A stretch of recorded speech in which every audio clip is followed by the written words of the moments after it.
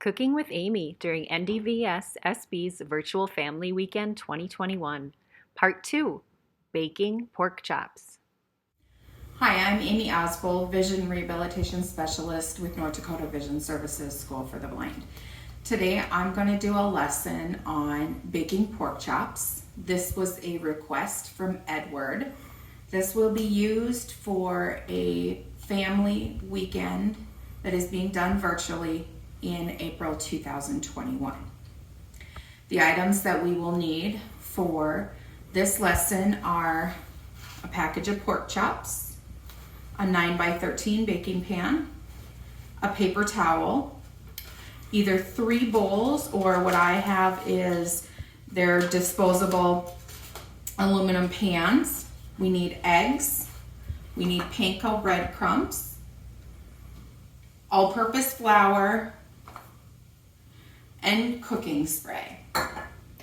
So when we're dealing with cooking spray, we can do it 2 different ways. The first way is to spray the cooking spray directly onto your paper towel and then wipe it all around the pan that you are trying to grease. The other way is to directly spray it into the pan, and what I do is I spray and I count to 3. 1, 2, 3. Okay, so I have some in the center of my pan. So what I'm going to do, Amy uses the paper towel to distribute the cooking oil. is I'm going to go in overlapping patterns, and I've done it vertically. Now I'm going to start and do it horizontally, and then I'm going to go all the way around the outside on the edge of the pan, and I'm going to go around 2 times. Okay, so I did once, and then that was my second time. Once I'm done with that, I'm done with my cooking spray and my paper towel. So this pork chop recipe is a 3-step process. In front of Amy are 3 aluminum disposable pans, 1 with flour, 1 empty, and 1 with panko breadcrumbs. There is also a small bowl and a carton of eggs in front of her. So the very first step that we're going to do is we're just going to run the pork chops through some flour. Then we are going to dip them into an egg wash, which is basically just scrambled eggs. And then the last step is we are going to roll them in panko breadcrumbs. So how we crack an egg is we're going to take an egg, and I would crack it into a smaller bowl first. So I'm going to crack along the edge. I'm going to open up my egg and dump it inside. I have cracked 4 eggs. We have 6 pork chops, so I'm going to use 4 eggs, and I'm going to scramble them. But first, what I'm going to do is I'm going to take my finger and I'm going to feel through the eggs to see if I feel any shells. Amy uses her index finger to feel for eggshells. I don't feel any shells, so I'm going to wash my hands, and then I'm going to come back and scramble these eggs. Okay, so now I'm going to scramble the eggs in my bowl, and I just have a fork. And so what I'm going to do, in short little strokes, I'm going to go from the middle to the outside. Now, how you tell if your eggs are completely scrambled is you can lift up your fork and just keep lifting it straight up in the air. Okay. I will know if there is a yolk that has not been broken, because if I pick it up, I will have my fork will feel heavy because I will have like a chunk in it. So I'm just going to keep scrambling it just to make sure. When I'm done with this, I'm going to pour it into this center pan so that I can quickly move from one pork chop to another. Okay, I'm going to make a family pack of pork chops. So there are 6 pork chops in here. Amy opens the package of pork chops. These are boneless pork chops. I typically do not like to cook with the bone. And the reason why is because I think it's harder when you are low vision and blind to have to deal with that bone. And so I typically go with boneless, or if there isn't any boneless ones at the grocery store, what I will do is I will just get the boned in ones and I will cut around the bone and only cook them as if they were boneless. So the very first step we're going to do is I'm going to take my pork chop, and some older recipes will tell you that you are supposed to rinse your meat. What I have read now is that you're not supposed to do that because it gets the raw meat germs kind of all over your sink and everything. So you just go straight into it. Now, what I will say is if you do not want breaded pork chops, what you can do is skip this step and you can just go directly into your pan. So first I'm placing it on one side in the flour. Then I'm placing it on the other. Okay, I'm gonna flip it back and then flip it to the second side again. Okay, I'm gonna pick up my pork chop and I'm going to dust off all the extras. Then I'm going to lay it in my pan with my egg mixture. Okay, you only have to do that one side, or one time I should say. I'm gonna kind of hang it in the air and let the excess drip off. And I'm gonna lay it in my panko. When I lay it into my panko breadcrumbs, I'm going to kind of push it in there, okay? Then I'm going to flip it over, get the other side, again, pressing it into my panko. Then I'm going to flip it again, back to the first side, press it in, and again to the second side. This is also the recipe that I use to make like oven fried chicken. So what I'm going to do is I'm going to take my pork chop that's already been breaded now, and I'm going to place it at the top left of my pan. And then I'm going to repeat the process with the second pork chop. Okay, so now that I have all 6 pork chops breaded, I have them in a pan and they are sitting on top of the oven. When you are first starting to cook, you do not want to do more than one thing at once. So you don't want to be cooking meat, boiling potatoes, those kinds of things, because what will happen is that you'll kind of lose track of one and then it will get away from you. That's when accidents happen and things burn. So we're going to talk about some oven safety. So the first thing I'm going to do is I'm going to put my oven to 350 degrees. Now I have a push button oven rather than a dial. If I had a dial, you can use Braille stickers, or the other thing you can do is lock dots or high marks, and you could put a slash at 350, a slash at 400, and then you would know that if you went on the first dot, it would be 350. On the second one, it would be 400. If you wanted to get to 375, you would go in between. So I'm going to set my oven to 350. So how I would do that is I have B for bake, so I'm going to press that. Then I'm going to press the up button. Okay. Now, I know that it automatically went to 350 degrees because somebody who was sighted when I first moved in here told me that. Amy places the pan of pork chops in the oven when it's preheated and sets a timer for 10 minutes.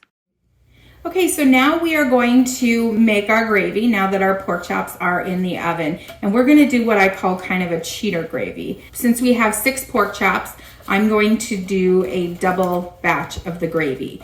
So I have 2 cans of cream of chicken. Normally I would use cream of mushrooms, but I have an allergy to mushrooms, so I use cream of chicken or cream of celery, and cream of chicken was what I had on hand. The next thing that we are going to use is Lipton onion soup mix. And so it's a 1-to-1 ratio. So 1 can of soup to 1 packet of onion mix. If you prefer a thinner gravy, add a can of water or broth to the recipe. So I'm going to open up my onion mix packet, and I'm going to dump it into one of these aluminum pans again. I'm going to open up my second. Now, one thing that you can do to make things easier is either have your garbage close at hand or have a garbage bowl. And that's where you put any of your extra, like your wrappers, things like that.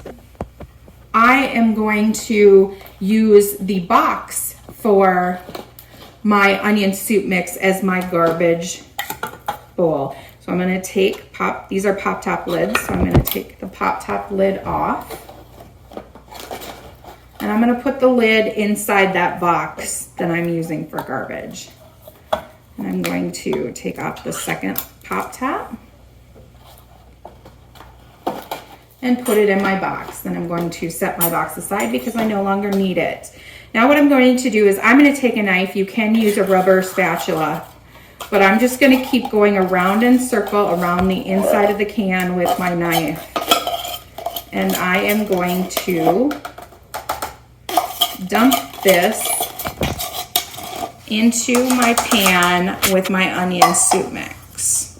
Okay, I'm going to do the same thing with my second can.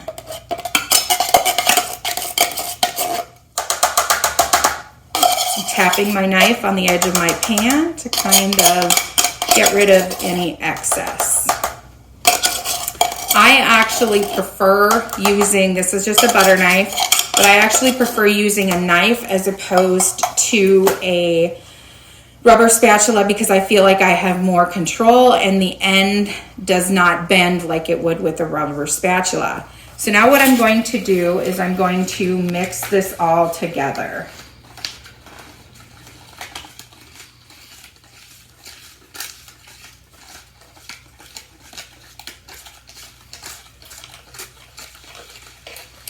And I'm turning my pan around. And what I'm doing is I'm making circles that go from the outside to the center, outside to the center. And what I'm doing is I'm pulling what's in the center to the outside to make sure that it is fully mixed. And I'm just going to keep turning my pan around until I feel that everything is mixed. Okay, so now that I have that fully mixed, I'm going to set that aside. I'm not going to use that until my pork chops are almost done, until they've reached about 100 degrees with a talking meat thermometer. So I put my pork chops in the oven at 350 degrees. I set my timer for 10 minutes. So once that goes off, the pork chops will not be completely cooked. But what I will do then is I will pour the gravy over the top and let it finish baking with the gravy on top.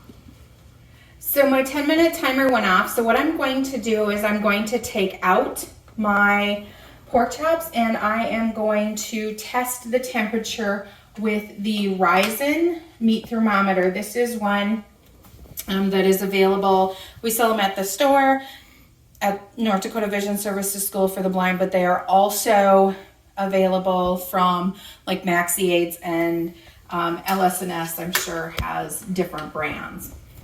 So when taking things out of the oven, what I'm going to do is I'm going to open my door all the way just like I did before. Then I'm going to take my thumb on the left side. Wearing protective oven gloves, Amy places her left thumb inside at the top of the oven. And the thumb will be on the inside and my four fingers are on the outside. And I'm going to slide my thumb down until I find my rack. Once I find my rack, then I'm going to pull it all the way out, just like I did when I put it in.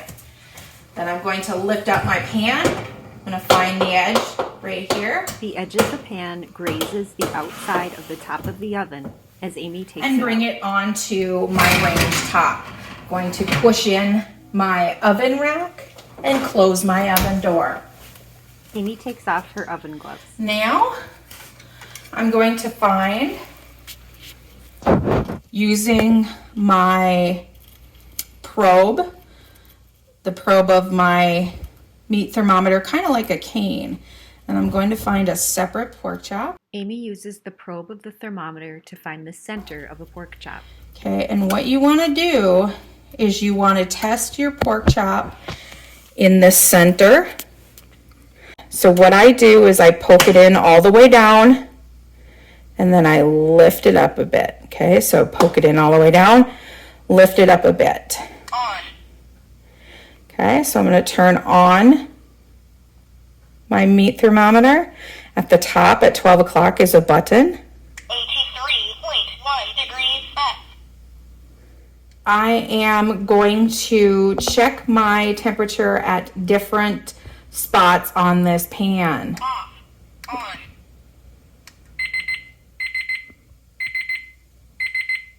96.0 degrees F. Okay. Amy places the probe in another spot. 103.2 degrees F. Amy moves the thermometer to a final spot. 108.8 degrees F. Okay, so now that my pork chops are at 100 degrees, they only have to go to 145 degrees, and then they have to sit for 3 minutes to get fully up to temperature. It's called resting. So I'm going to put my gravy over the top of them. Amy holds the container of gravy over So I'm the going pork to chops. find the edge of my pan with my pork chops, with the edge of the pan that has the gravy in it. And I'm going to just use a wood spoon to scoop it all over the top. Amy pours the gravy into a pile in the center of the pork chop pan. Okay, and I'm kind of getting it all in one area, and that is on purpose. The technique that I'm going to show you for spreading things is also the technique that I use and that I teach people when you're putting like frosting on a cake or butter on bread. Okay, so what I've done is I have put my gravy on the top, but now I'm going to spread it. So what I do is typically like what I would do with bread and butter, those kinds of things, is I'm going to dump it onto the top of whatever I want to spread. And then I'm going to put the back of my spoon into the center of my pile. In this case, it's gravy, not butter. I'm going to make an X. Okay, so I'm going to go to the bottom right-hand corner, or left-hand corner, and then I'm going to go up to the upper right-hand corner. Okay, I'm going to do that several times. Then I'm going to go from back in the center again, up into the upper left-hand corner, and down to the lower right-hand corner. Okay, up and down, up and down. Okay, now what I'm going to do is I'm going to start in my upper left-hand corner. And remember, when you were visually impaired, you always used overlapping patterns. So I'm going to start in my upper left-hand corner, and I'm going to go horizontally to the upper right-hand corner. Okay, in overlapping patterns, I'm going to go down to the bottom, and I will know that I have reached the end when I reach the bottom right-hand corner. Now I'm going to do vertical patterns, because remember, we do overlapping patterns. I'm going to start in the upper left-hand corner, and I'm going to go vertically. And again, I'm going to end up in that bottom right-hand corner. And what I would do is I would continue this pattern twice. So I'm going to go back and I'm going to do horizontal.